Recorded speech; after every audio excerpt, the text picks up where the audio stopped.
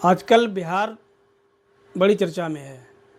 वजह इसकी साफ है कि नीतीश बाबू अब तो राज्यसभा के मेंबर बन गए हैं, तो वो जा रहे हैं संसद, पार्लियामेंट जा रहे हैं, ठीक है, राज्यसभा का सदस्य बन के। अब बिहार में मुख्यमंत्री की हो गई है सीट खाली। अब सब अपना अपना दिमाग लगा रहे हैं कि कौन मुख्यमंत्री बनेगा। बनेगा तो बीजेपी का ही, लेकिन बनेगा कौन? जहाँ तक उम्मीद बता रहे लोग, सम्राट चौधरी को ही मुख्यमंत्री बनना चाहिए। तो ये बीजेपी में चाहिए शब्द है ना, ये कहीं फिट नहीं बैठता आज के समय में। ये मोदी अमित शाह की गवर्नमेंट में बीजेपी के किसी भी पद पर अगर कहीं चाहिए शब्द लग गया ना, तो फिर वहाँ उसकी संभावना ख़त्म हो जाती है कि ऐसा होना चाहिए तो वो नहीं होगा, इसको बनना चाहिए तो वो नहीं बनेगा। तो बीजेपी में जो चाहिए शब्द है ना, उसकी कोई वैल्यू नहीं है। एक समय था यूपीए सरकार में, जो तथाकथित बुद्धिजीवी लोग थे, पत्रकार थे, वो जो कह देते थे वैसा ही होता था। पार्लियामेंट में मंत्री डिसाइड होने से पहले ये पता लग जाता था कौन व्यक्ति कौन सा मंत्री बनने वाला है और किसको कौन सा पद मिलने वाला है, ठीक है। तो ये सब चीज़ें हो जाती थी यूपीए सरकार में।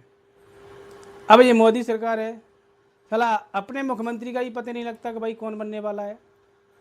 अब बिहार की मुख्यमंत्री की बात कर लें तो बनना तो सम्राट चौधरी को चाहिए अकॉर्डिंग टू पब्लिक, लोगों के सेंटीमेंट, लेकिन बीजेपी ऐसा नहीं करेगी।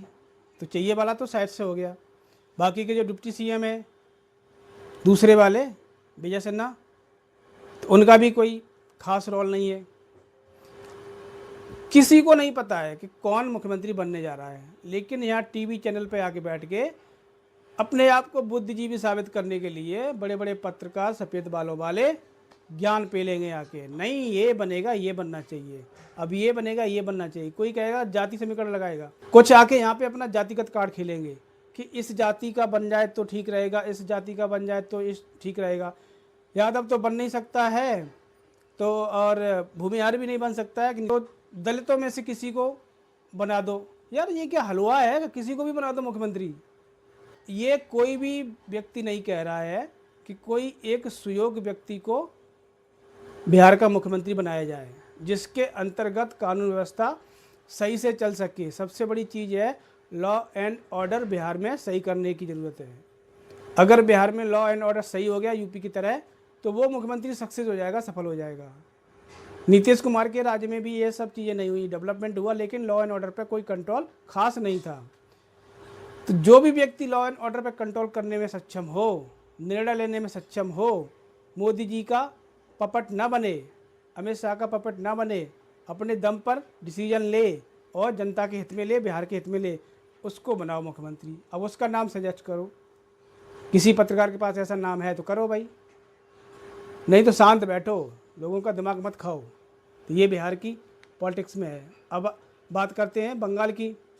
बंगाल में जब से योगी जी गए चुनाव प्रचार के लिए, तब से बंगाल में अलग ही उल्टा खेला हो गया है।